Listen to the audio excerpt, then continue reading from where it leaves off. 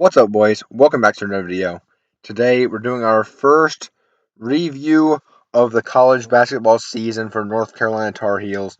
Today, they faced off, well, actually yesterday at the time of this recording, unfortunately. But yesterday, they faced off against Loyola, Maryland, the Greyhounds. And now, as you can see, the North Carolina Tar Heels are now 1-0 on the season with an 83-67 win over the Greyhounds, who are now 0-1. In the first half, 45-31 was the outscoring margin for the Tar Heels, and in the second half, 38-36, leading to the final score of 83-67.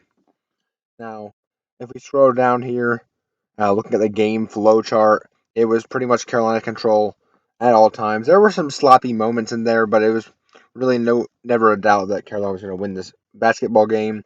And as you can see over here in the win probability chart, it was really in Carolina's favor all the way through. Not all ACC teams can say that, if you know what I'm saying. Anyways, let's go over here to the team stats before we go over to the box score and review this game. As you can see, 52.7% for the Tar Heels in this game, which is much improved. Well, not much improved, but a little bit of an improvement from last year's team. Same thing with a 3-point percentage. 8 for 21, 21 threes attempted, which is more than you'd typically see from a Carolina basketball team, 38.1%. Free throw percentage, not great at 60.7, but a lot of those were Armando Bacot, which he's still working on it, so we'll get there.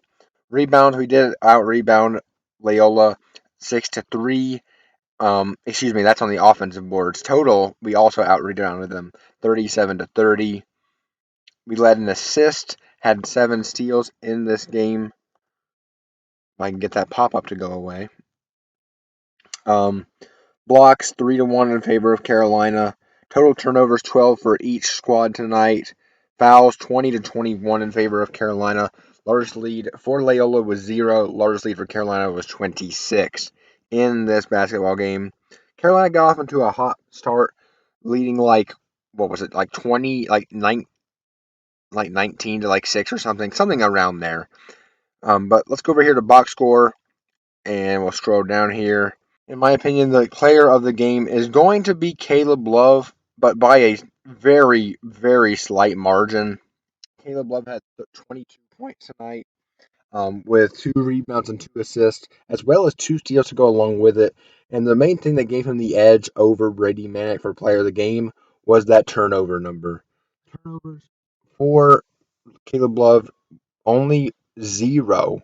Completely 0 turnovers tonight, which is a vast improvement from most games. And yes, it wasn't against the greatest of competition, but that is the improvement we like to see from Caleb Love, one of the best guards in the country now.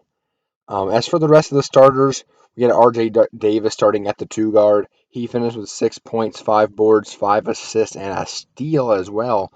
Fairly good game from R.J. Leaky Black did end up starting at the 3. I kind of expected that, but, who knows what could have happened. They could have put Garcia in there for all we knew, or Kerwin Walton. He finished with 2 points, 4 boards, 4 assists. Brady Manek had a monster game as well. Only 1 for 5 from 3, which he'd like to get that number up. But in the post, he was actually fairly dominant in the post, which is not what you'd expect from Brady Manek typically. But he was really good down there. He finished with 20 points and 5 boards and a block. And Armando Bacot had a lot of foul trouble early on, so didn't get as much playing time as he would typically get. But he finished with 8.6 boards, 1 steal, 2 blocks on the game. As for the bench, I guess we'll start out with Dawson Garcia. He got probably the majority of the rest of the big minutes.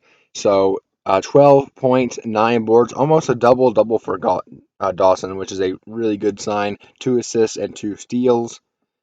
Kerwin Walton came in, got a lot of playing time as well. 11 points on good efficiencies from Kerwin. 1 rebound, 1 assist, 1 steal as well. Really good game from Kerwin. Kerwin, I'm telling you guys, is an NBA prospect. Yeah, if his defense can improve, I mean, he can shoot the 3-point ball, and he can be that 3-and-D guy that any team would want. Justin McCoy got about 10 minutes tonight. He finished with 1.1 board, 1 assist. Anthony Harris, He came in, got some pretty big minutes late in the first half, and he finished with those stats right there. Over one shooting. Let's see. And then DeMarco Dunn and Dontre Styles, along with Dewey Ferris, came in to close out the game late in the second half. Dewey Ferris ended with 1 point in the game and also a rebound. So, guys, actually, let me go ahead and talk about maybe a couple notable Loyola players here. Let me scroll up. I thought, is this KJ Jones? That was his name was Kenny Jones. They might have called him KJ Jones. Either way, I thought Kenny Jones looked pretty good, especially in the first half. Didn't get as many opportunities in the second half, but it was a good game from him. The Elich brothers, I thought they were both pretty okay. The starting one, it didn't have a great night as you would probably like, but Carolina starting out 1-0 in the season. Great sign for the Tar Heels. First win in Hubert Davis's tenure as the Carolina head coach. Let me know what you guys think in the comments down below about this. Please like, subscribe, turn on post notifications, and also, guys, we just hit 500 subscribers. That means so much to me. I thank you guys so much for helping me get here. Thank you guys for all you have done on this channel. Also, all glory to God, obviously. So thank you guys for watching. Please like, subscribe, turn on post notifications, do all that YouTube stuff. And I will see you guys in the next one. Peace.